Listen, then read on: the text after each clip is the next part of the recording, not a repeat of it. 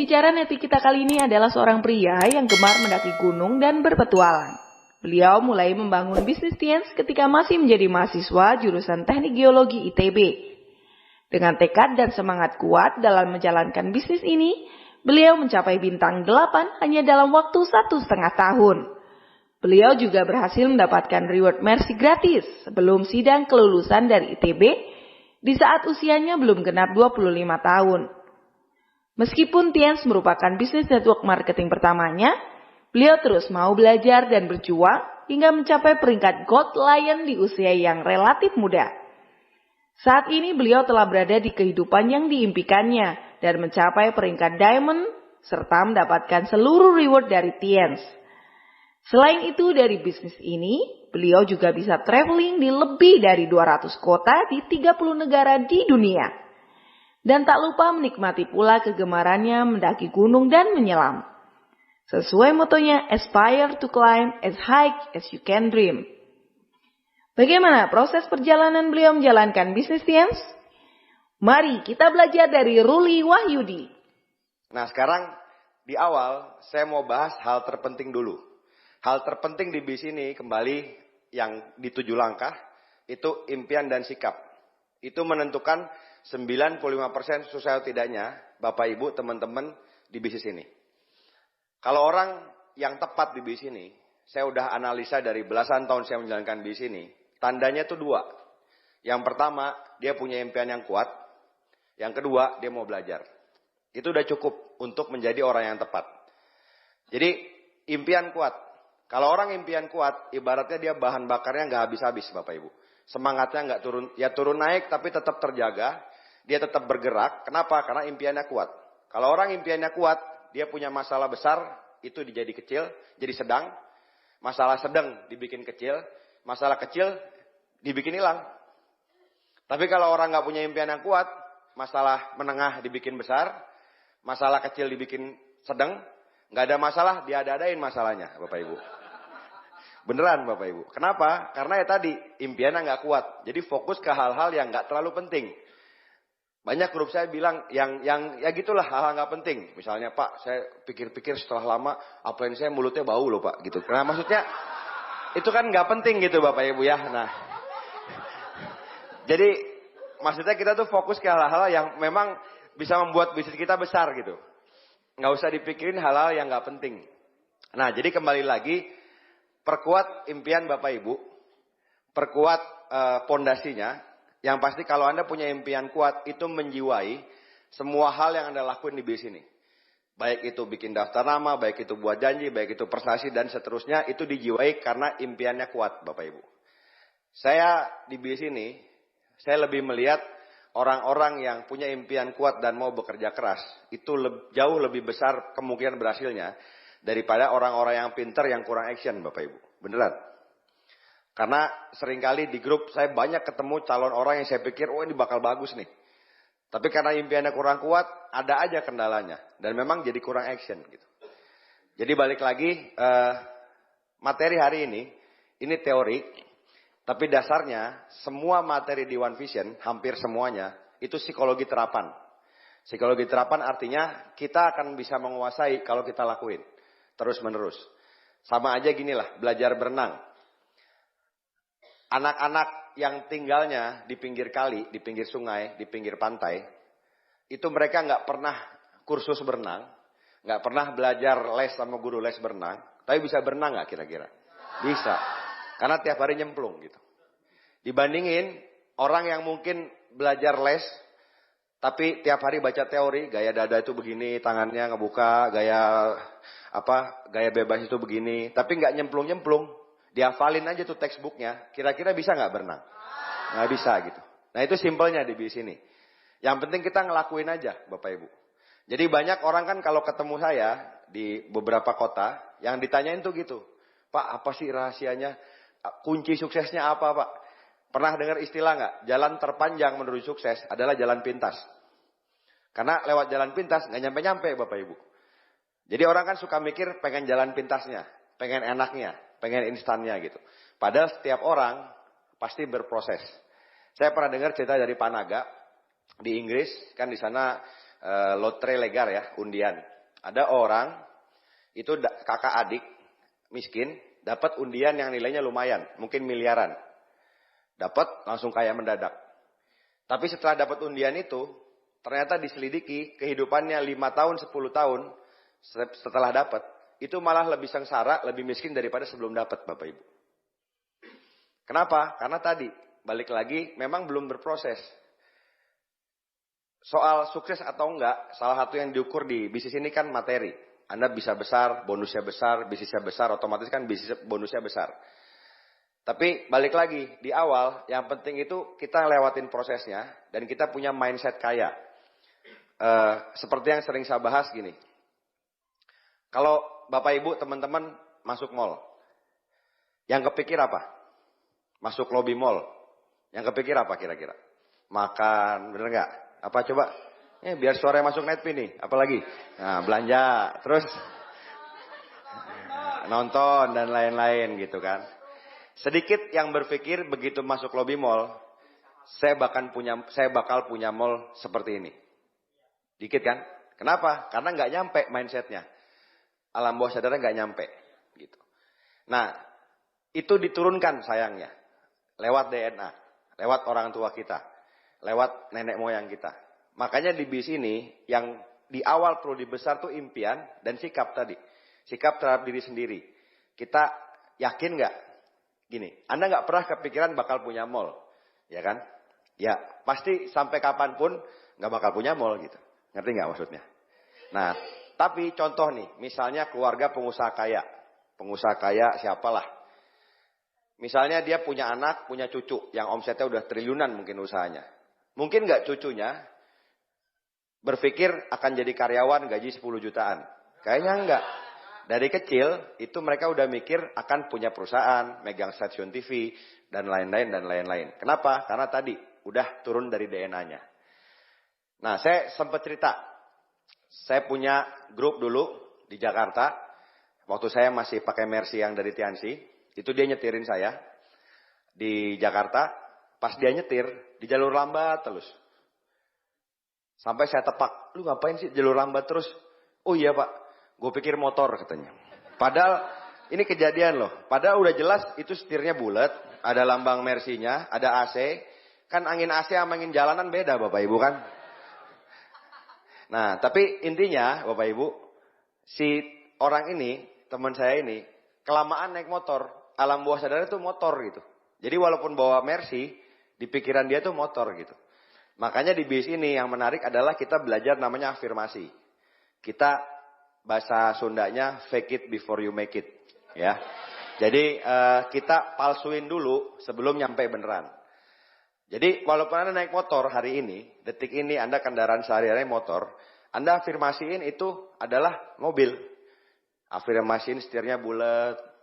Bahkan saya tantang Anda naik motor, Anda masuk tol. Ya kan? Pas sampai gerbang, seret, ini nggak boleh Pak, ini motor. Mobil Pak, Bapak aja nggak ngelihat gitu kan. Motor gitu kan. Gitu. Nah, bercandanya kayak gitu. Tapi balik lagi Bapak Ibu, saya di luar, saya orangnya suka bercanda, tapi saya mau masukin afirmasi ke Anda. Saya mau nanya, jujur, siapa di antara Anda yang sudah berpikir diri Anda sendiri, jangan lihat kiri kanan, bakal jadi director? Beneran? Saya yakin begitu Anda angkat tangan, bener. Sambil dalam alam bawah sadar, kaki keempatnya belum ada. Kaki ketiganya baru pamit. Baru muntaber. Tahu kan istilah di bis ini? Muntaber, mundur tanpa berita. Petapa, pergi tanpa pamit. Ada Bapak Ibu, banyak istilahnya gitu kan. Nah, jadi yang penting, selain kita action banyak, kita yakin kita bisa. Karena dunia ini kayak kita mesen di restoran. Kita mesen nasi goreng, datangnya nasi goreng. Nggak akan mesen nasi goreng, datangnya steak. Kecuali waitersnya salah gitu ya. Tapi intinya kalau kita mesen nasi goreng, datangnya nasi goreng. Sama aja, kalau kita berpikir kita jadi director, kita narik apa kira-kira? Kita narik God Lion, bener nggak? Punya 4 God Lion. Kita narik orang-orang yang akan jadi God Lion. Itu kan kayak mesen. Kalau saya sambungin ke agama saya itu kayak doa. Doa Allah buka jalan gitu. Kalau kita mikirnya kita jadi bintang 7, ya lumayan lah bintang 7 bonus 2 jutaan, 5 jutaan. Ya nariknya bintang 6, ngerti nggak maksudnya? Makanya sesuai pesanan kita gitu. Nah balik lagi, begitu sudah punya impian, begitu sudah punya keyakinan diri bahwa Anda bisa jadi director, dan Anda yakin bisnis ini kendaraan yang tepat untuk Anda mencapai ke sana, untuk mewujudkan impian-impian Anda, kita masuk ke teknis. Ya, yang pertama orang lakuin setelah dia join, ya, itu apa kira-kira? Bikin daftar nama, betul nggak? Daftar nama untuk apa? Untuk di prospek, untuk jualan produk. Intinya daftar nama dulu, betul? Nah, biasanya orang itu daftar nama itu paling di awal bisa di kontak HP-nya, di kontak listnya, di WA-nya mungkin. Anggaplah 200-300 nama. Nah, tapi kalau Anda bergerak di bisnis ini, daftar nama itu udah pasti habis. Jadi bukan mungkin habis, tapi pasti habis. Karena ada juga yang namanya daftar nama basi.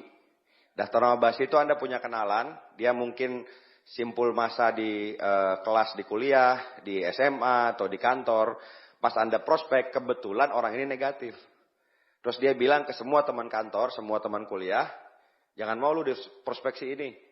Nah diajakin Tiansi, MLM yang gitu-gitu loh gitu. Jadi baru Anda chat teman Anda itu, woi bro apa kabar? Lu mau ngajakin gue MLM ya? Langsung begitu, satu lingkungan. Bener gak Bapak Ibu? Itu namanya daftar nama basi gitu.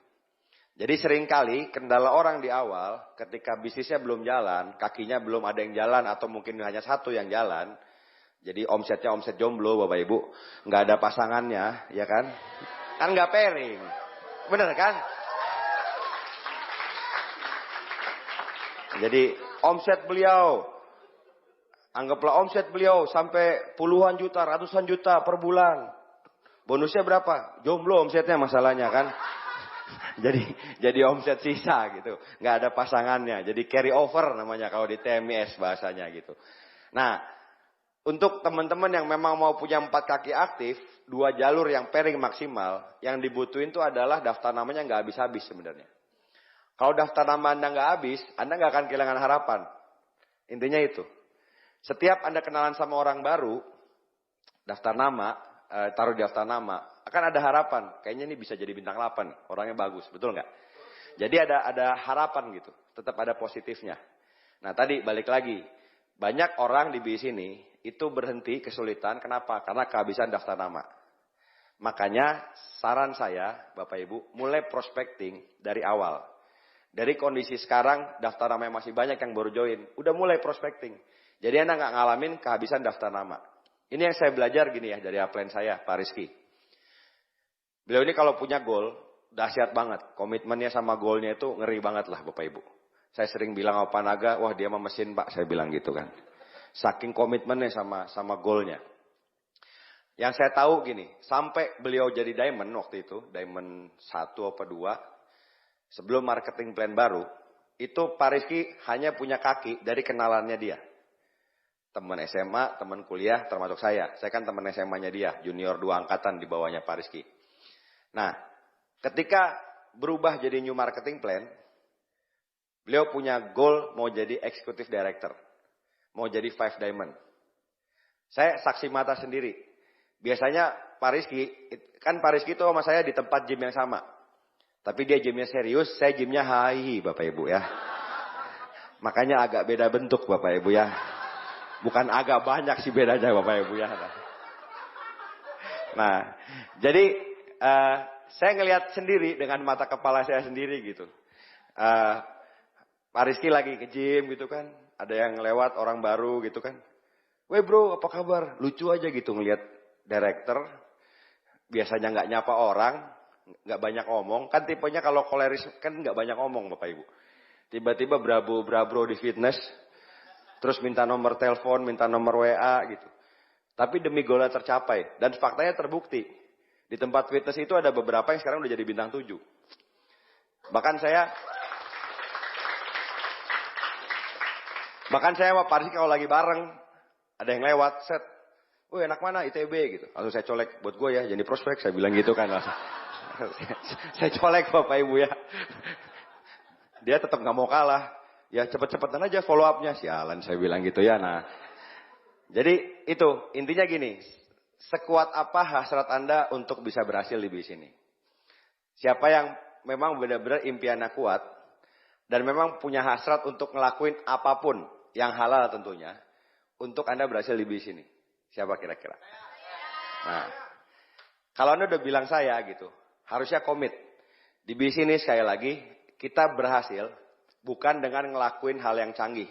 Sekali, dua kali terus berhasil. Ketemu cara, luar biasa, sekali omsetnya besar terus berhasil. Gak ada ceritanya Bapak Ibu. Yang ada kita ngelakuin hal yang sederhana, terus menerus, sampai berhasil.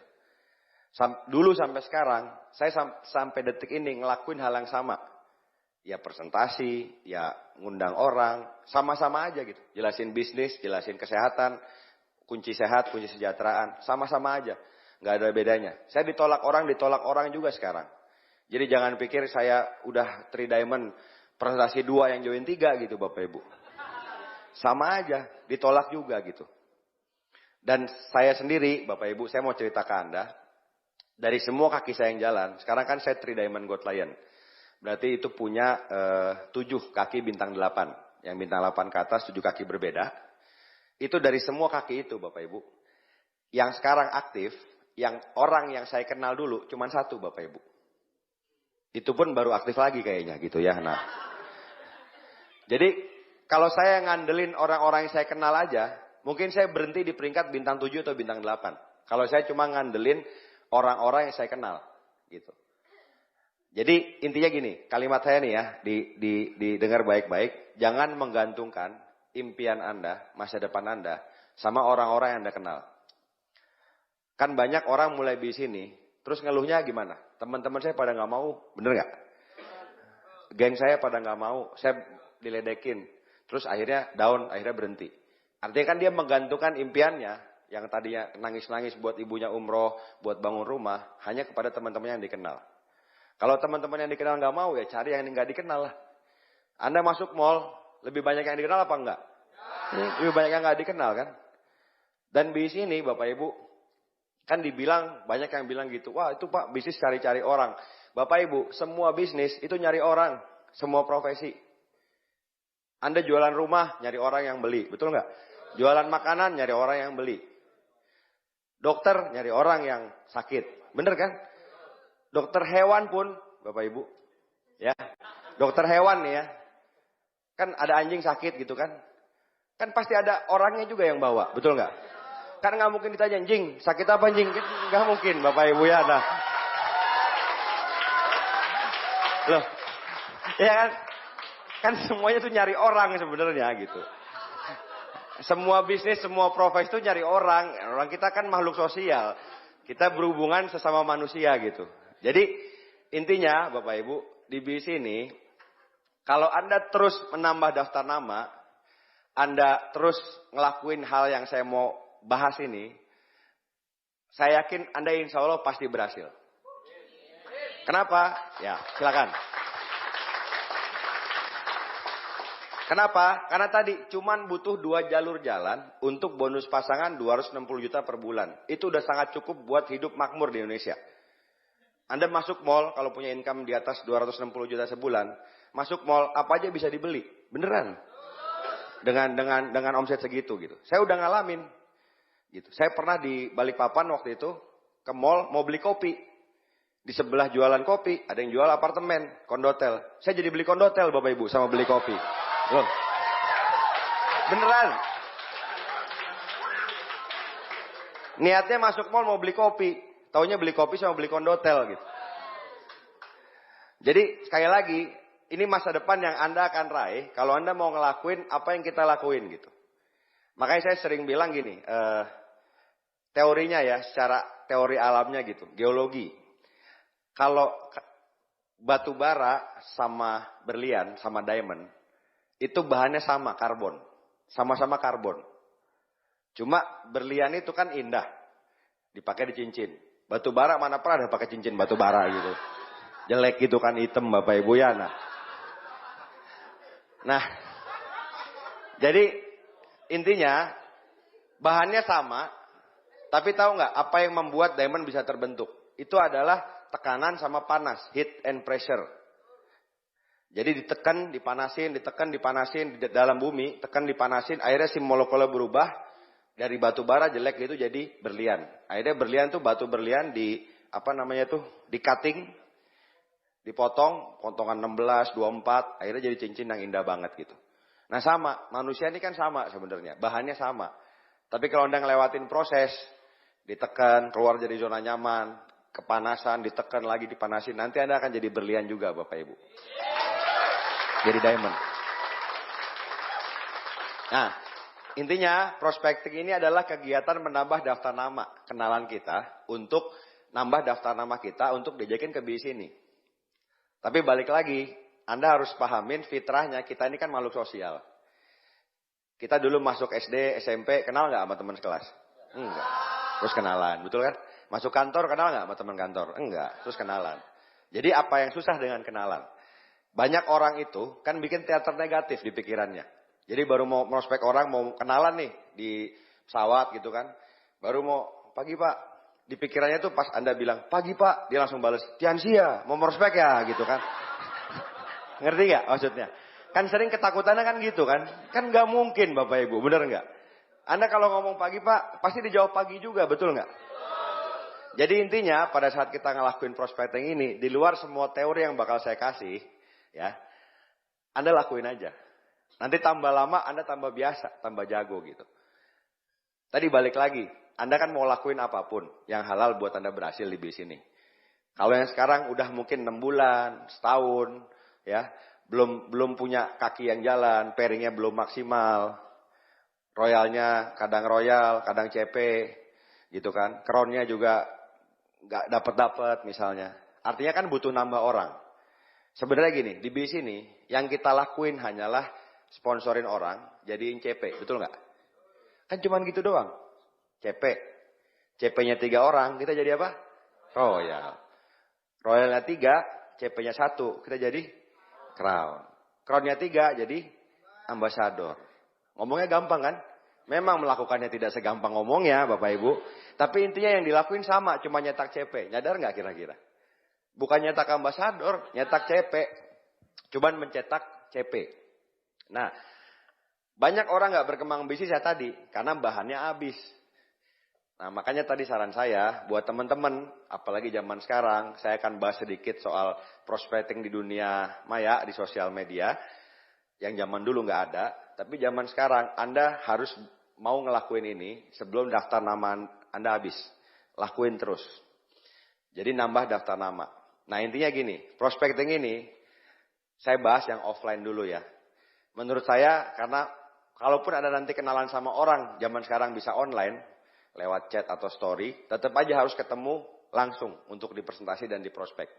Tapi pada intinya, ada yang di awal nih hukum namanya 1 meter 30 detik. Maksudnya apa? Tiap Anda jarak 1 meter sama orang, di mall kah, di masjid kah, di mana, dan lebih dari 30 detik, Anda wajib nyapa. Wajib nyapa tuh ya nyapa aja. Assalamualaikum, selamat pagi. Dan nyapanya seringkali hal-hal yang simpel doang. Dan seringkali pertanyaan-pertanyaan bodoh gitu. Tapi dijawab juga biasanya. Saya pernah di lift dari lobby. Di bawahnya udah nggak ada lantai lagi. Mau ke atas kan? Saya nanya, Pak, mau ke atas juga? Ya udah pasti mau ke atas lah. Kan nggak mungkin ke samping. Nggak mungkin ke samping liftnya. Bener nggak? Tapi dijawab juga, iya, lantai berapa Pak? Lantai 2, saya pencetin. Itu kan udah ice breaking namanya. Jadi ice breaking itu namanya kita mecahin kebekuan. Sering nggak Anda duaan sama orang di lift, lantainya lumayan 5 lantai. Selama naik 5 lantai itu ada suasana kayak teng gitu. Ya kan? Krik-krik teng gitu. Selama nggak ada yang mecahin ice breaking itu, ya gitu aja. Sampai lantai 5 teng, sampai lantai 5 udah keluar gitu. Ngerti nggak maksudnya? Tapi kalau Anda nyoba senyum gitu kan nggak ada masalah gitu. Saya ini bukan orang yang alamiah ramah sama orang. Tapi balik lagi, ketika saya join Tiansi, saya pengen sukses di bisnis ini. Saya akan ngelakuin apapun yang halal untuk saya berhasil di sini. Kalau emang harus ngelakuin prospecting, ya kenapa enggak? Gitu loh maksudnya. Kenapa tadi saya tanya ke Anda, mau nggak lakuin apapun yang halal buat berhasil? Gitu. Dan jangan jadikan personality itu jadi alasan.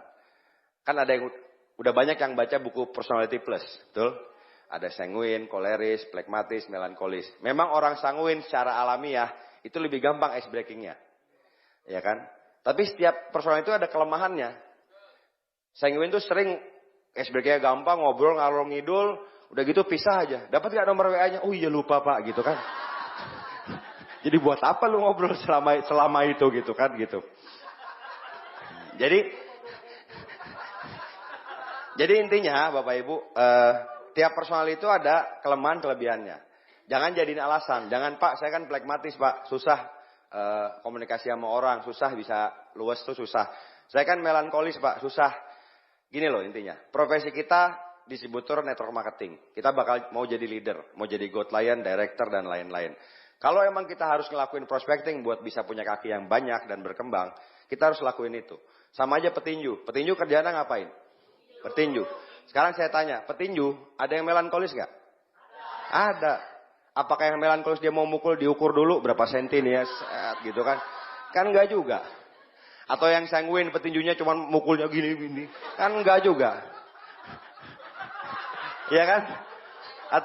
Atau yang plekmatis memukul, aduh kasihan. Kan nggak juga.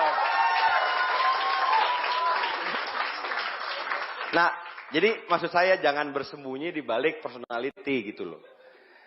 Nah, kita perbaikin yang kurang gitu. Tadi balik lagi, orang sanguin itu kan kelebihannya ice breakingnya jago. Tapi kelemahannya tahu nggak? Paling menonjol tuh kelemahannya apa? Susah inget nama, betul nggak? Saya dulu mempelajari, saya kerasain itu dan saya nyari kelemahan saya perbaikin gitu. Kan sering gitu orang sanguin tuh kalau presentasi, namanya siapa Pak?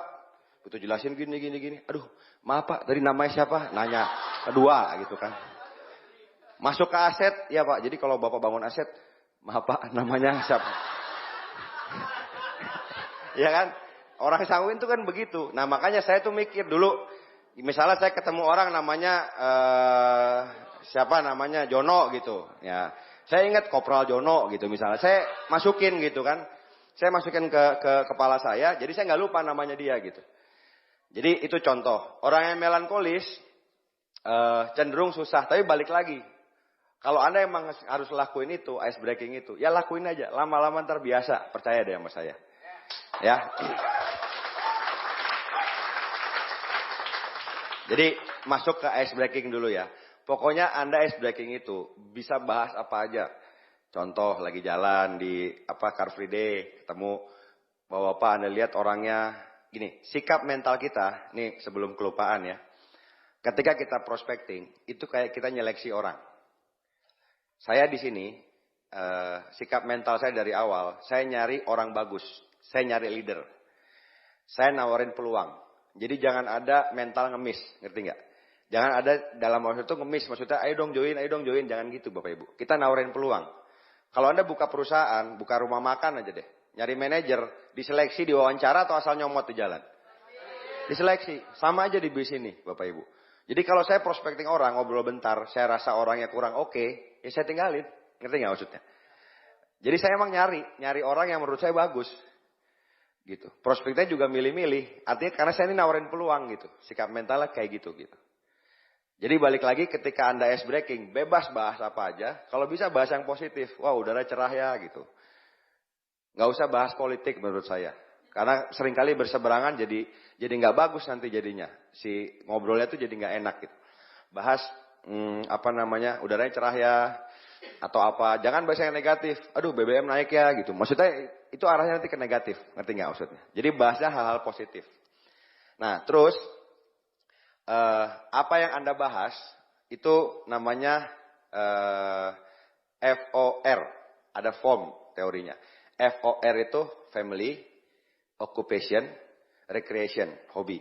Orang itu dibahasin keluarga, occupation, kerjaan, sama hobi, itu pasti happy. Biasanya begitu, bukan pasti sih, mayoritas. Misalnya ngobrol nih, saya di pesawat.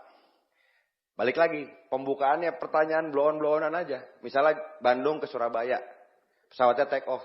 Pak, ke Surabaya Pak, kan udah pasti. Bener nggak? Masa mau terjun payung di tengah jalan? Tapi kan dia jawab juga pasti sama dia kan. Surabaya Pak? Iya Surabaya. Terus pertanyaan berikutnya gitu. Tinggalnya di Bandung apa di Surabaya Pak? Oh di Bandung, oh gitu. Apa namanya ya ngobrol-ngobrol anaknya berapa Pak? Anaknya 2. Kadang-kadang kan ada yang langsung suka ngomong ini anak saya, bener nggak? Langsung nunjukin ke HP ini anak saya nih gini-gini. Ya udah terusin aja. Tapi maksudnya kita fleksibel gitu. Jangan gimana keluarga? Oh saya kebetulan baru cerai gitu. Oh kenapa Pak cerainya? Oh ada masalah apa? Jangan juga Bapak Ibu. Maksudnya sesuai itu Pak kata Pak Ruli FORM family dulu yang pertama Pak. Saya mesti bahas dulu ke Bapak keluarga gitu kan? Enggak jangan gitu juga gitu. Jadi intinya fleksibel aja. Habis itu kerjaan. Nah dari ngobrol itu, biasanya kita dapat hot buttonnya dia. Misalnya, iya nih saya kerjanya di Surabaya, tinggalnya di Bandung. Jadi ketemu anak-anak weekend doang. Itu kan udah kayak hot button, ngerti nggak? Jadi dia pengen punya waktu banyak sama anak-anaknya. Tapi disimpan dulu. Jangan saya ketemu anak weekend dulu. Wah makanya Pak, Tiansi aja Pak. Langsung gitu. Jangan dulu Bapak Ibu ya. Kalem gitu ya, kalem. Jadi bahasa Sundanya gitu, kalem lah, santuy dulu gitu ya. Nah, jadi itu message-nya ditangkap dulu. Oh iya gitu. Terus kerjaan. Kerja di mana Pak? Saya udah kerja di perusahaan A. Udah berapa tahun? 15 tahunan. Intinya kalau prospek itu kita banyak dengerin aja, biar dia ngomong aja. Udah 15 tahunan. Wah, pasti udah enak ya Pak posisinya. Biasanya orang kalau kita puji gimana? Wah, langsung ngerendah gitu. Jadi langsung ngerendah biasanya. Habis dipuji dia ngerendah. Enggak lah, saya udah lama tapi ya ginilah, gajinya naiknya juga jarang-jarang, gini-gini. Nah itu kan jadi message lagi, hot button lagi. Sekali lagi jangan langsung ditembak. Gajinya kecil Pak, keluar aja Pak, Tiansi aja. Jangan gitu juga Bapak Ibu ya. Kalem saya bilang kan. Nah, jadi intinya pas prospecting itu kasih message. Kasih apa, cari hot button, obrolin itu. Terus recreation, bahas hobi bola, bahas bola. Bahas apa namanya, ya hobi lah, dia maintenance, dia hobi olahraga, mungkin sekarang ada yang sepeda, dan lain-lain. Ya bahas hobi aja gitu. Cuman kalau Anda nggak ngerti, jangan pura-pura ngerti gitu Bapak Ibu ya. Terus Anda benar-benar dengerin gitu ya. Jadi misalnya, nanya kan, Bapak kerja di mana? Di perusahaan, oh gitu kan. Terus Bapak udah berapa lama? 15 tahun, oh gitu. Tapi Bapak dengerin. Jangan pas dia nanya, kalau Bapak namanya siapa? Oh gitu kan, ya, jangan juga Bapak Ibu. Nah, maksud saya tuh gitu. Anda tuh beneran dengerin, dan didengerin beneran. Jangan teorinya tapi nggak didengerin gitu loh. Nah jadi,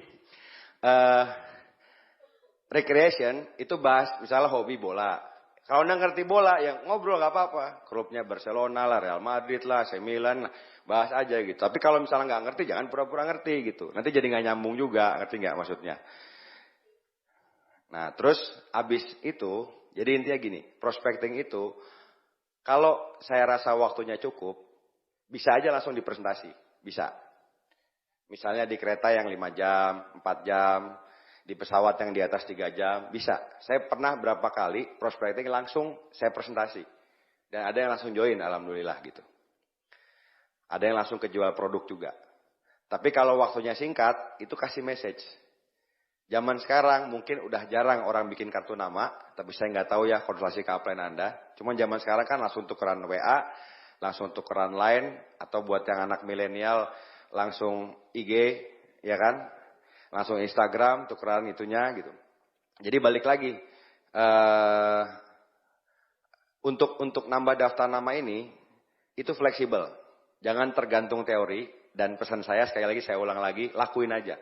Nanti lama-lama setiap orang akan ada gayanya sendiri-sendiri gitu. Ya. Nah, terus habis FORM kasih message. Message paling gampang kalau saya gini, Pak. Jadi saya ngobrol sama dia anggaplah 5 menit, 10 menit, 15 menit. Kan ada yang saya tangkap nih orang ceria, nih orang pinter, bener nggak? Nih orangnya positif gitu. Nah, message saya gini, Pak. Tadi saya ngobrol bentar sama Bapak, saya ngeliat Bapak orangnya positif banget loh Pak. Saya kebetulan lagi buka proyek Pak, kita bangun kerjasama perusahaan asing. Saya nyari orang-orang positif kayak Bapak Pak. Kira-kira terbuka nggak buat peluang? Kalau emang terbuka, ini WA saya Pak, kita tukeran WA, kapan-kapan kalau saya butuh saya kontak boleh ya Pak. Kalau kasihnya kayak gitu kan postur, ngerti nggak? Nah, kembali ke kitanya juga. Jadi saya mau bahas di awal citra diri tadi. Soal afirmasi itu citra diri. Anda ngelihat bis ini itu seperti apa? Kalau Anda anggapnya gini, bisnis apa mas? Ya kecil-kecilan lah pak gitu. Kan sering kayak gitu kan, iya pak kecil-kecilan. Orangnya cenderung ngapain gue diajak bisnis kecil-kecilan gitu, ngerti nggak? Termasuk kalaupun orangnya langsung nebak, MLM ya gitu. Seringkali orang nanya ini MLM ya, itu orang bukan terlalu negatif, bisa aja dia nanya, ngerti nggak maksudnya? Jadi bisa aja kan saya sering gitu Bapak Ibu, orangnya nanya, ini MLM ya? Oh iya pak, kebetulan saya di Tiansi, saya langsung kayak gituin. Oh Tiansi saya udah tahu tuh, gini. Wah, Bapak udah tahu Tiansi? Saya nyari orang kayak Bapak pak, marketing plannya berubah sekarang. Saya nyari orang-orang udah tahu Tiansi pak. Bingung kan mau ngomong apa dia, ngerti nggak maksudnya? Ngerti nggak maksudnya? Itu kan dia kayak nge-kick saya, tapi saya lebih pede. Akhirnya bingung juga dia ngomong apa. Tapi kalau Anda, ini MLM ya? Tiansi, oh saya udah tahu. Oh yaudah pak, emang kecil-kecilan pak, waalaikumsalam gitu kan. Nah, kan Anda kalah, ngerti nggak? Jadi tergantung citra diri kita, tergantung PD-nya kita. Jadi saya kan udah ngelakuin ini belasan tahun. Makanya saya disuruh bahas topik ini lagi gitu. Sering banget Bapak Ibu, saya tuh nggak niat sebenarnya. Tapi karena sudah jadi habit, makanya saya saranin ke Anda sekali lagi, lakuin aja. Nanti jadi habit itu kebiasaan. Kebiasaan itu sama dengan Anda perangkat sekolah, kantor, kuliah, lupa nggak gosok gigi. Sampai kuliah, sampai kampus, baru ingat, aduh belum gosok gigi. Nggak enak nggak rasanya? Nggak enak. Langsung ada yang nyelip nggak ya? Nyari kaca mungkin, nyari WC untuk melihat gigi Anda bersih nggak. Karena udah jadi habit. Jadi kalau prospecting ini Anda nggak lakuin seminggu, biasa aja, berarti belum jadi habit. Paham nggak? Tapi kalau udah 2 hari nggak prospecting, ada yang gatal-gatal. Kenapa nih gatal-gatal? Oh iya belum prospecting. Nah itu udah jadi habit gitu. Ngerti nggak maksudnya? Gitu. Saya lagi tadi, kita berhasil di sini bukan dengan ngelakuin hal besar sekali terus berhasil. Ngelakuin hal kecil terus menerus sampai berhasil. Dan seringkali saya percaya ini gini. Kita berdoa, Anda menjalankan bisnis ini, bekerja keras dan berdoa. Ya Allah saya pengen dapat kaki bintang 8 aktif. Saya pengen dapat orang jadi crown di bawah saya. Seringkali Tuhan udah jawab doa Anda. Anda lagi naik pesawat ke Jakarta, itu dikasih orangnya di sebelah Anda naik pesawat. Itu kalau Anda prospekin jadi bintang 8 tuh setahun. Tapi Anda nggak prospekin, ngerti nggak maksudnya? Jadi saya mikirnya selalu gitu, mikir positifnya. Jadi sebenarnya kita udah dikasih rezeki di sekitar kita nih. Dan enaknya bisnis ini kan nggak terbatas siapa aja. Makanya balik lagi lakuin terus, nanti lama-lama PD-nya muncul gitu. Saya waktu itu ke Lampung, pas kebetulan ke Lampung juga naik Sriwijaya. Ini saya cerita sama Anda waktu itu. Jadi saya di airport nunggu pesawat sekitar sejam lagi. Sebelah saya bawa bapak. Saya lagi mainan HP. Mau kemana mas? Saya sering kali kalau lagi malas ngobrol panjang, karena saya PD-nya udah mentok gitu ya soal Tiansi. Saya langsung ngomong, saya mau ke Lampung pak, vision seminar dari Tiansi One Vision. Oh gitu, Tiansi itu apa mas? Ada yang nggak tahu juga, masih banyak. Beneran masih banyak yang nggak tahu. Ini pak yang produk-produk buat suplemen, tapi bisa buat kendala kesehatan, asam urat, kolesterol. Wah, saya kebetulan ada tuh asam urat, boleh tahu nggak? Akhirnya saya presentasi, cuman produk doang. Asli cuma produk doang, saya cuma jelasin ini pak buat asam urat, pembersihnya ini. Terus dia bilang, boleh deh mas, ini saya kasih ya, mama dipanggil istrinya. Ini ada yang bagus nih, produk. Saya jelasin lagi ke istrinya. Dia langsung ngasih 3 juta Bapak Ibu. Di situ. Langsung ngasih cash 3 juta. Saya bilang, Pak saya nggak bawa loh produknya Pak. Iya nggak apa-apa mas, saya percaya aja kok gitu. Tadi balik lagi, karena kalau kita pede, orang tuh jadi kepengaruh juga, ngerti nggak maksudnya? Bukan sombong ya, pede tapinya gitu. Sama bis kita, sama produk kita. Orang yang ngasih 3 juta, saya beli di stokis sini Lampung, di Pak Dedi, saya gojekin ke orang yang nginep di hotel, di Aston waktu itu. Ini beneran kejadian gitu. Cuma sebentar, ngobrol sebentar, bisa omset CP gitu kan. 3.000 PV. 2.600 PV. Jadi balik lagi, kalau orang bilang, wah susah pak ngejar omsetnya. Selama dia ngelakuin hal-hal basic, salah satunya prospecting, itu pasti bisa kekejar target-targetnya. Mau Royal, mau Crown, mau nanti ada Live, ada Thailand, Prancis. Kalau Anda lakuin, itu bisnis Anda jalan pastinya. Belum lagi kalau Anda duplikasiin ke grup. Kan di bisnis ini kan teorinya gitu, belajar, lakuin, ajarin. Bener nggak? Belajar, lakukan, ajarkan. Belajar, lakukan, ajarkan. Jadi jangan belajar, ajarkan, tapi nggak ngelakuin. Gitu. Tapi juga jangan belajar, ngelakuin, tapi nggak ngajarin. Di bisnis ini kan kita bangun distributor, kita membuat leader-leader juga nanti di bawah kita gitu. Makanya saya happy banget ada orang-orang yang jauh lebih hebat mungkin dari saya dalam beberapa hal ada di grup saya gitu. Di Bandung perkembangannya luar biasa gitu. Ada Pak Julian. Pak Julian tuh dahsyat banget. Umurnya belum 30, income sudah ratusan juta. Di grupnya yang income ratusan juta itu mungkin sudah belasan sampai puluhan orang Bapak Ibu. Ngeri banget perkembangannya. Dan balik lagi sekarang wah itu luar biasa lah perkembangan bisnis ini. Jadi balik lagi kalau Bapak Ibu mau sukses dan kebetulan pada saat awal Anda ngejain bisnis ini dari orang-orang yang Anda kenal, dari daftar nama Anda udah keburu habis. Terus belum ada kaki yang aktif yang kenceng, ya harus prospecting memang. Bener nggak? Jadi emang harus ngelakuin itu gitu, prospecting. Nah, saya cerita dikit. Dalam proses saya menjalankan bisnis ini dari dulu sampai sekarang, saya tuh belajar gitu soal prospecting dan lama-lama jadi ahli, jadi ngelakuin itu jadi apa ya? Jadi kayak udah kebiasaan, saya udah nge-branding diri saya itu Tiansi. Ke semua lingkungan saya, saudara, teman SMA, teman kuliah. Saya nge-branding diri saya gitu. Kalau lebaran, acara keluarga, itu saudara sepupu saya kan banyak. Yang ibu-ibunya itu saya kumpulin. Sini sepupu kan rata-rata seumuran. Ngapain lu? Sini gue mau dewa pembalut, saya bilang. Awalnya ada yang ketawa. Wih, masa cowok dewa pembalut? Ini kan edukasi, saya bilang. Akhirnya saya demoin, ada yang belanja, sampai sekarang ada yang rutin belanja.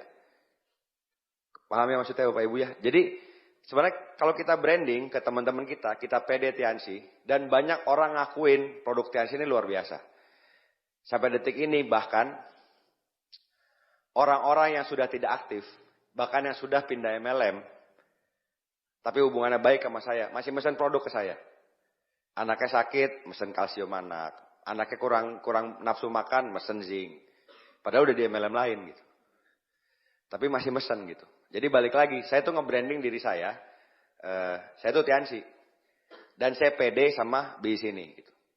Jadi apa aja bisa jadi prospecting kan buat saya. Saya lagi ganti ban. Pernah, mobilnya kan diangkat. Ada bapak-bapak nyamperin, oh mas mobilnya bagus ya. Oh iya pak, saya suka jalan-jalan soalnya ke gunung. Soal waktunya bebas. Wah bisnisnya apa mas? Jualan teh, saya bilang gitu. Saya kadang-kadang masuknya iseng aja dari mana aja, ngerti gak maksudnya? Tergantung mood saya aja, bisa masuk dari bisnis, tergantung apa, jualan teh. Teh apa mas? Oh teh bapak kan ngerokok pak, ini tehnya anti toksin gini. Saya jelasin teh aja. Oh gitu, gak mahal mas, murah mas, cepat cuma 150.000. Saya naikin aja harganya kan, satu box. Bawa gak? Oh kebetulan bawa pak di mobil, padahal bawa terus emang bapak ibu ya. Nah, akhirnya kejual teh satu gitu. Itu kan prospecting juga. Jual produk, nanti dapat nomor WA, dari situ mungkin bisa jadi kaki aktif juga gitu. Jadi balik lagi, kalau saya pribadi tadi fleksibel aja, tergantung mood. Jadi nggak harus message itu saya mau bangun bisnis besar pak, cari jalur distribusi, yang nggak kayak gitu juga gitu, nggak harus kayak gitu. Sering kali saya gitu, kalau orangnya langsung saya jualan obat Cina pak, apaan? Obatnya Tiansi pak, ini gini. Tapi karena kitanya pede, orang juga dengerin gitu. Jadi balik lagi, prospecting ini Anda lakuin aja, terus menerus sampai Anda berhasil. Intinya gini Bapak Ibu, zaman sekarang ada tambahan dibandingin 2-5 tahun lalu. Zaman sekarang banyak yang bisa manfaatin sosial media. Baik WhatsApp Story, Facebook Story, Insta Story, dan lain-lain untuk nambah daftar nama. Saya sendiri udah sering ketemu gitu ya. Saya kan tadinya bikin Instagram tuh iseng sebenarnya. Iseng terus posting iseng, taunya follower nambah terus gitu ya. Nambah terus ya udah saya posting juga jarang sebenarnya.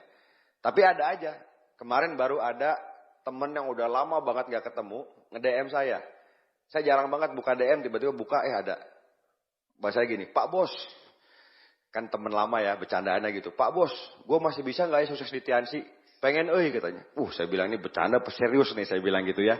Saya balas, ya udah kalau serius transfer aja 1,5 juta. Ditransfer beneran, serius berarti saya bilang gitu ya. Nah, langsung bronze tanpa ketemu gitu ya.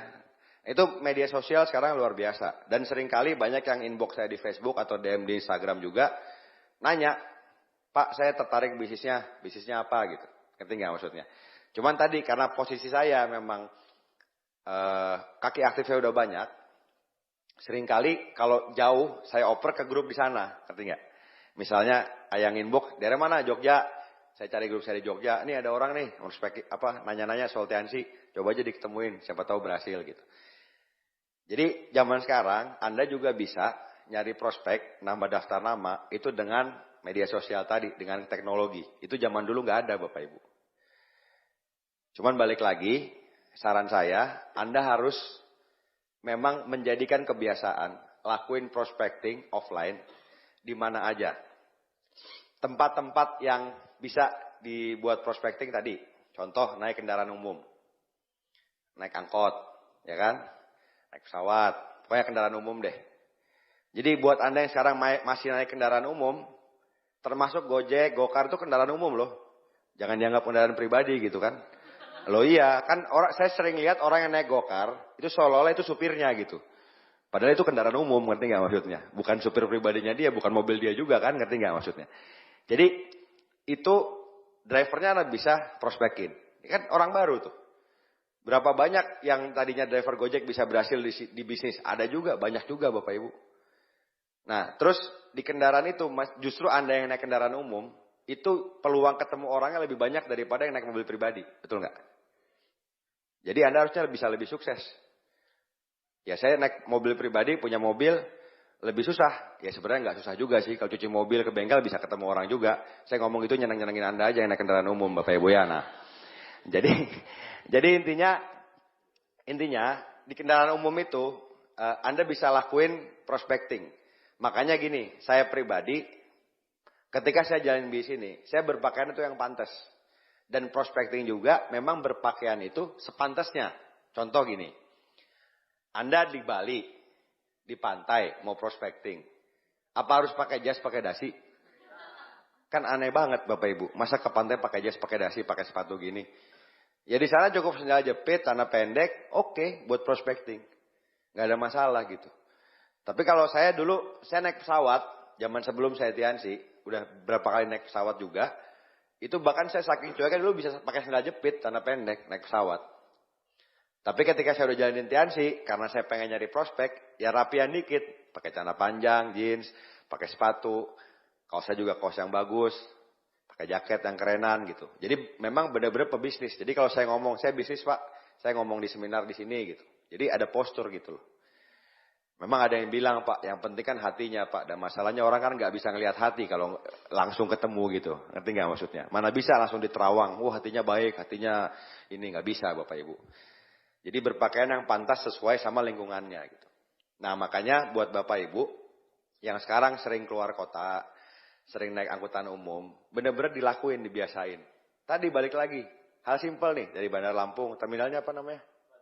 Raja Basa mau ke Tulang Bawang misalnya. Kan naik bis, begitu naik sebelah kiri, ajak ngobrol aja. Pak ke Tulang Bawang apa turun di tengah gitu, misalnya gitu. Kan itu pembukaan doang kan gitu. Ya kan, dari situ ngobrol macam-macam gitu. Bisa, akhirnya bisa masuk kasih message. Nah, saya mau cerita. Seringkali hal kecil yang kita lakuin bikin perbedaan besar di kemudian hari.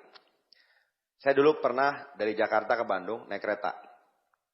Lagi ada masalah di keluarga. Pokoknya lagi ada pikiran lah. Buat saya lagi gak enak hari itu. Saya duduk di jendela, kosong sebelah saya. Di sebelah sana ada orang, bawa bapak. Pas saya nengok, dia senyum kan, saya senyum juga. Terus saya lihat jendela lagi. Karena saya lagi gak mood buat prospek orang. Berapa menit kemudian, gak tahu kenapa saya nengok lagi, dia senyum lagi. Ya, saya bilang, mau di prospek nih orang gitu ya. Nah, beneran nih. Padahal tadi udah males. Akhirnya ya udah, saya ngajak ngobrol, singkat cerita saya jadi ngobrol. Karena Jakarta Bandung 3 jam lebih, cukup buat presentasi. Saya masih pakai flip chart waktu itu. Saya presentasi pakai flip chart. Sekali-kalinya di kereta mati lampu. Itu kejadian, mati lampu. Kondekturnya bagiin lilin. Jadi saya presentasi di kereta pakai lilin. Udah nanggung soalnya. Orangnya join waktu itu, baru join terus gak aktif. join nggak aktif, lama banget nggak aktifnya, setahun setengah. Tiba-tiba ngontak saya, masih ingat nggak yang ketemu di kereta, Pak Ruli? Oh masih ingat Pak, gini. Singkat cerita dia bilang ada temennya, baru pulang dari kapal pesiar, kerja di kapal pesiar, di kapal itu denger Tiansi. Nah saya ingat, Pak Ruli nih, pengen kenalin teman saya. Temennya itu join, sekarang temennya Bronze Lion Bapak Ibu. Nah, pertanyaan saya, kalau saya nggak kenalan sama orang di kereta tadi, ketemu nggak sama Bronze Lion temennya? Enggak, ngerti ya maksudnya? Jadi seringkali hal kecil yang kita lakuin di saat hari bete, hari lagi kurang mood, tapi kita lakuin hal itu Allah ngasih rezeki dari situ gitu. Paham ya maksudnya ya? Jadi saya nggak ketemu tuh kaki itu gitu. Kalau nggak seperti itu gitu. Makanya balik lagi, sekarang prospecting itu bisa dilakuin di mana aja. Dan bisa dari selling. Anda jualan produk peninggi badan, pelangsing, ya, pakai WhatsApp, pakai apa masker, itu bisa ditemuin. Jadi saya belajar dari salah satu grup saya, Pak Alvin. Dia bilang gini, Pak, semua konsumen gua yang masih radius bisa ketemu, gua ketemuin Pak, COD. Gunanya apa? Ketemu, kan udah jelas beli produk. Di prestasi pasti join nggak? Pasti join lah, udah beli produk kok. Tinggal dikasih visi dikit, pasti join dia. Nah akhirnya yang masih dalam radius bisa diketemuin, jarak sejam, 2 jam, diketemuin, di COD-in. Nggak dikirim barangnya, nggak dipaket. Nah salah satu konsumennya itu, namanya Kanah Nur Hasanah. Ini kejadian nyata, tinggalnya di Kerawang. Pak Alvin di Bekasi. Ceritanya diajak ketemu di Taman Mini, bener nggak? Taman Mini. Diajak ketemu, COD-an aja. Dari konsumen peninggi, sekarang Bronze Lion per $5.000.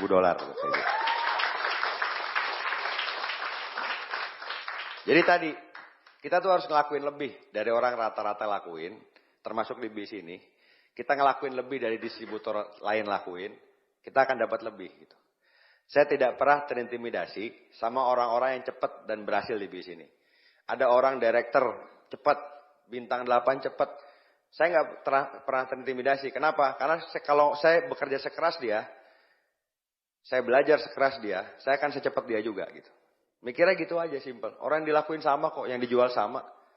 Kecuali ada cara-cara curang atau apa gimana, ya enggak, yang dilakuin sama aja. 7 langkah, 3 prinsip dasar, 7 kebiasaan, itu aja.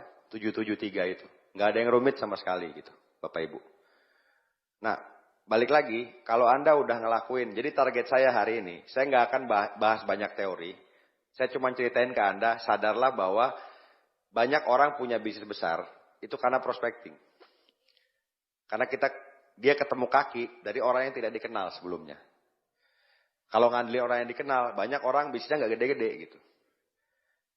Ya tapi belum tentu semua ya, nggak semua orang temennya negatif semua. Ada juga yang kaki-kaki langsungnya temennya langsung ada. Gitu. Nah, saya juga pernah lagi waktu itu ke Bengkulu. Saya kurang tidur, sampai airport itu pesawat pagi, jadi sampai airport jam 6 pagi.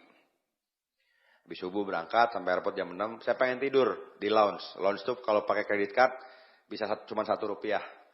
Pas saya mau gesrek, bawa bapak di sebelah, kartunya macet. Nggak bisa gitu kan, decline. Saya bilang, udah Pak, pakai kartu saya aja. Akhirnya kan jadi ngobrol kan. Nanya, Mas mau kemana Mas? Ke Bengkulu, saya bilang. Mau ngapain? Karena saya mau tidur, saya pikir saya langsung ngomong aja. Mau Tiansi Pak, seminar MLM Pak. Saya harapin dia negatif, jadi saya bisa tidur gitu Bapak Ibu. Saya sering kayak gitu Bapak Ibu ya. Prospektingnya tuh tergantung mood saya gitu. Tapi akhirnya pas saya bilang gitu, oh Tiansi ya. Saya tuh kerja di hotel Mas. Saya pernah dengar Tiansi karena pernah pernah nyewa acara di hotel saya, nyewa ruangan. Saya pengen tahu produknya apa ya Mas ya gitu. Akhirnya dia nanya, jadi saya prestasi juga akhirnya nggak jadi tidur gitu. Dan dia join juga Bapak Ibu. Beneran. Jadi balik lagi, kalau kitanya pede, itu di jalan tuh ada aja gitu. Dan selama kita ngelakuin terus, jadi bikin goal kerja, sehari kurang lebih 2 lah. Nambah daftar nama 2 orang. Gampang gak kira-kira?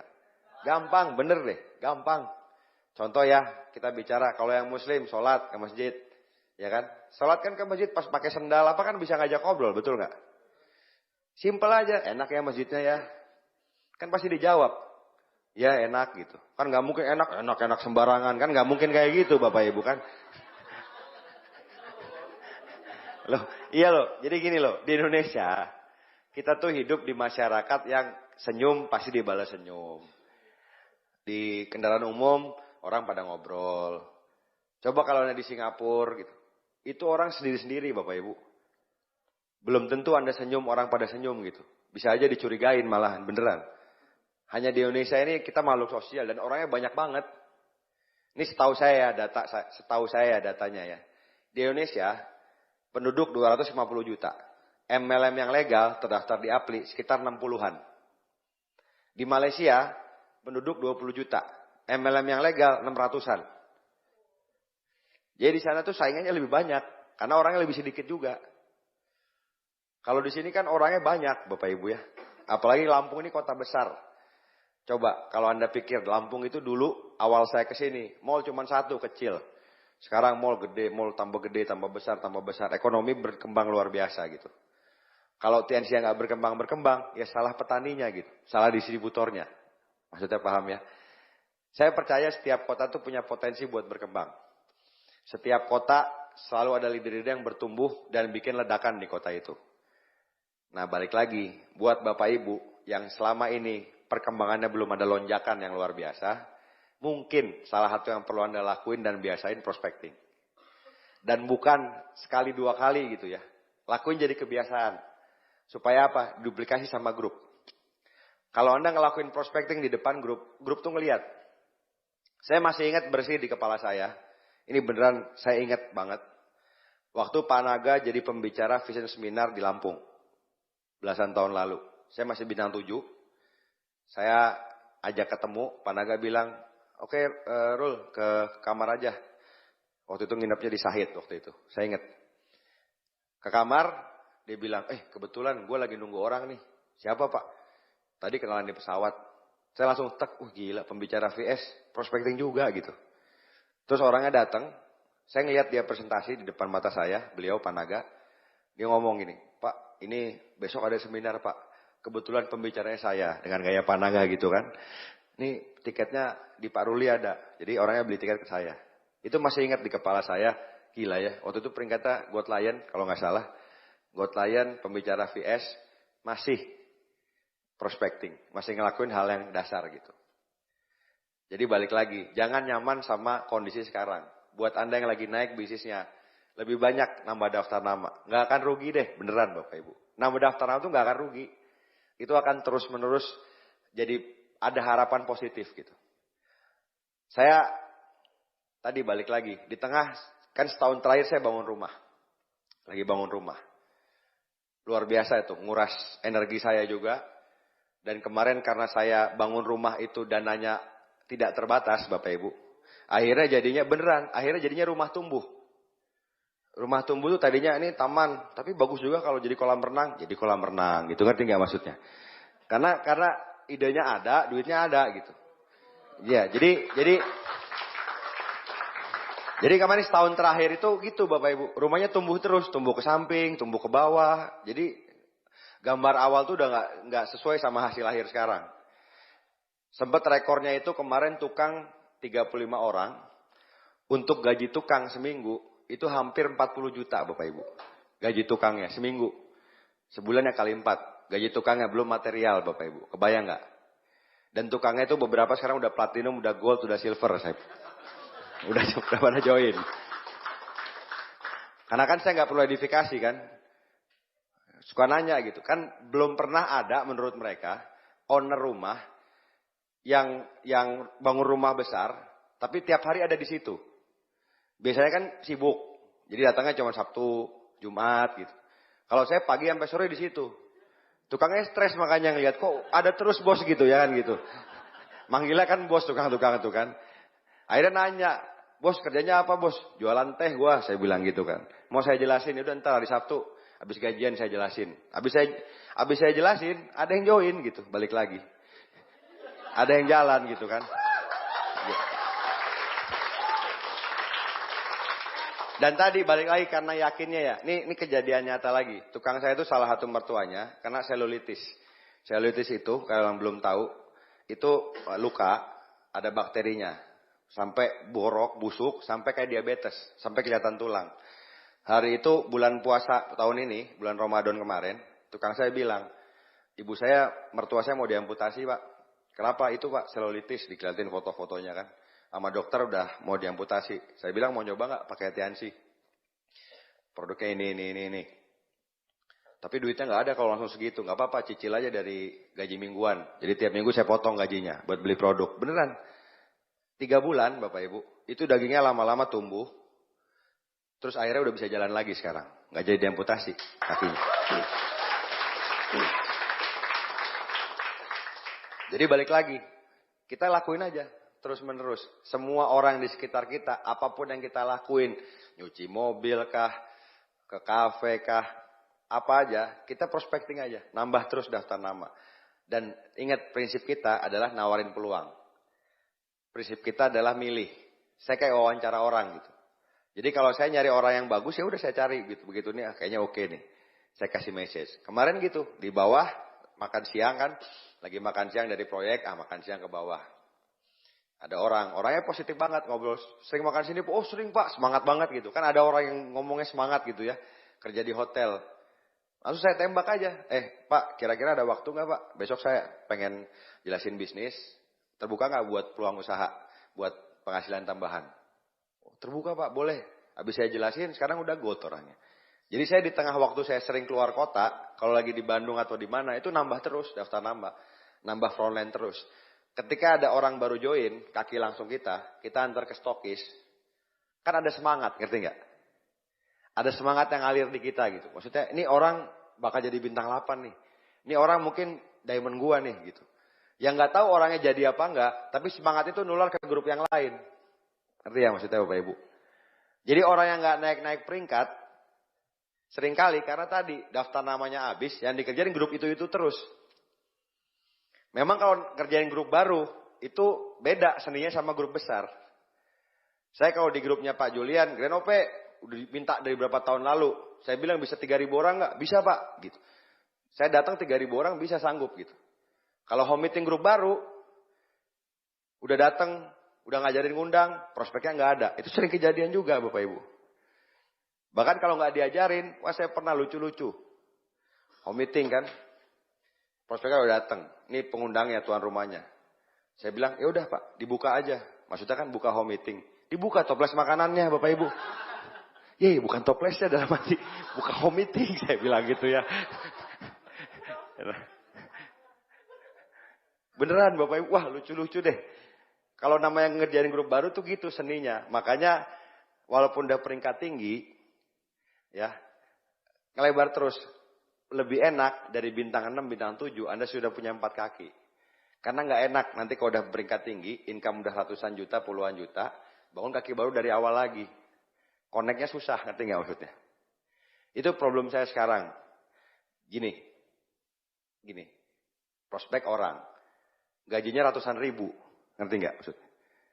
Kan kalau saya cerita penghasilan saya, nggak masuk di pikiran dia jadinya.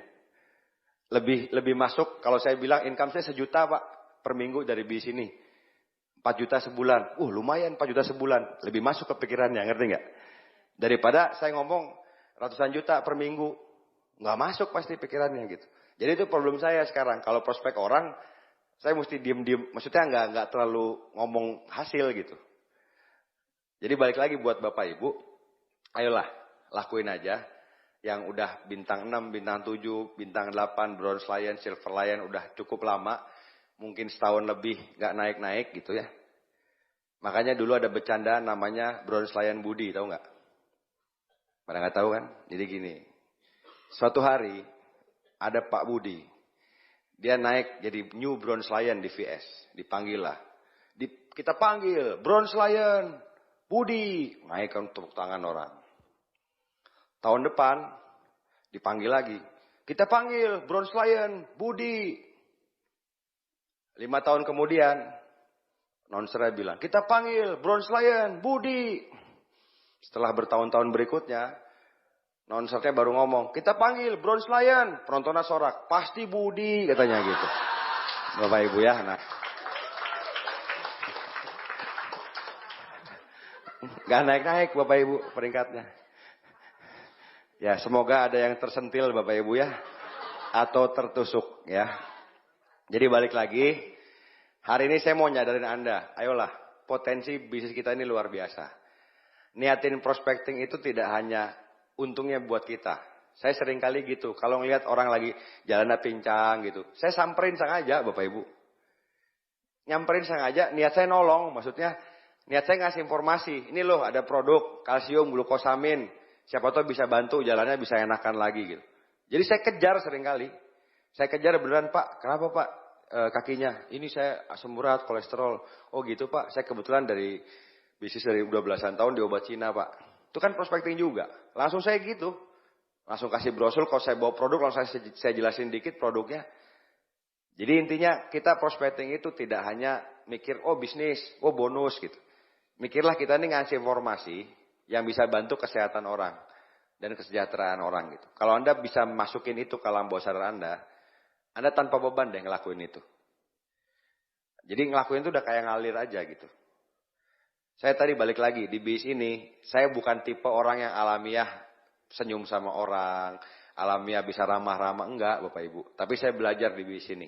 Selama proses belasan tahun, saya belajar berproses. Saya belajar keluar dari zona nyaman saya. Saya belajar ngelakuin apa hal-hal yang saya nggak suka, tapi harus saya lakuin. Pasti nggak enak gitu. Tapi kalau Anda lakuin, dan Anda berhasil, itu luar biasa. Hal simpel aja, nih tangan. Karena kalau tangannya gini, siapa yang jempol, coba tangannya gini deh. Siapa yang jempol kirinya di atas? Yang jempol kanannya di atas siapa? Semacam ya. Sekarang coba dibalik. Enggak semuanya ya, enggak jempolnya doang semuanya. Yang tadi ya jempol kirinya di atas, balik. Aneh enggak rasanya? Aneh. Padahal cuma tangan doang, bener enggak? Jadi kita ngelakuin hal-hal yang enggak biasa kita lakuin. Di tangan aja aneh gitu. Apalagi yang tadinya enggak biasa prospecting jadi prospecting. Tapi sekali lagi, kalau emang itu Anda perlu lakuin buat Anda berhasil, kan tadi mau lakuin apapun. Ya lakuin aja. Just do it. Lakuin aja. Jangan terlalu banyak mikir. Tambah lama tambah jago. Dan seringkali Allah tuh menjawab doa-doa Anda sebenarnya. Cuma Anda nggak ambil aja gitu. Kira-kira gitu. Jadi sekali lagi Bapak Ibu, saya mendoakan setiap orang yang hadir di sini. Dan setiap orang yang mendengarkan mungkin nanti rekaman ini. Anda lakuin aja. Berdoalah supaya Allah membuat kita kuat. Sama aja gini, Anda seorang petinju, dia nggak mungkin berdoa, ya Tuhan, semoga selama saya naik ring, saya nggak kepukul sama sekali. 12 ronde. Mungkin nggak? Nggak mungkin. Di ring pasti kepukul. Jadi doanya, ya Allah selama saya di ring, kuatin saya. Kuatkan saya. Kalau saya harus kepukul, bikin saya tahan. Terpukul. Kalaupun saya harus jatuh, bikin saya bangkit lagi. Kalaupun saya harus jatuh, bikin saya bangkit lagi. Kalaupun saya harus jatuh, bikin saya bangkit lagi. Gitu aja simpelnya. Ada komik zaman dulu yang pernah saya ceritain juga di rekaman saya di Netpi. Judulnya Asura. Jadi ini ceritanya belo diri zaman dulu. Dia nggak pernah kalah. Suatu hari dia ikut tinju. Padahal dia basicnya bukan petinju. Dan pelatihnya itu pelatih yang dia seneng banget. Dan pelatih itu cuma ngasih 2 kata ke dia selama latihan. Udah lu mah udah jago bela diri. Cuman cukup stand and fight. Stand and fight. Jadi kalau jatuh cuma ingat 2 kata apa? Stand and fight. Habis jatuh berdiri dan bertarung lagi. Habis jatuh berdiri dan bertarung lagi. Stand and fight. Itu saya baca komik itu, seru juga nih stand and fight. Itu agak ketanam juga di bis ini gitu. Kita pasti ada naik turunnya.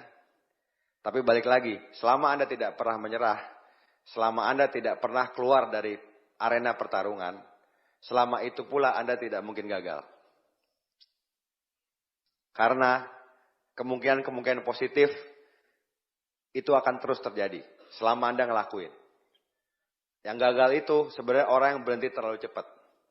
Ada masalah A, B, C, D, berhenti A, B, C, D, berhenti Akhirnya mesinnya dingin. Jadi balik lagi Bapak Ibu, terus lakuin, terus nambah daftar nama, terus prospecting, terus perbesar kemungkinan-kemungkinan. Saya percaya kalau kita ngelakuin yang benar, impian kita kuat, kita ngelakuin ikhtiar yang benar, itu Allah akan bukain jalan.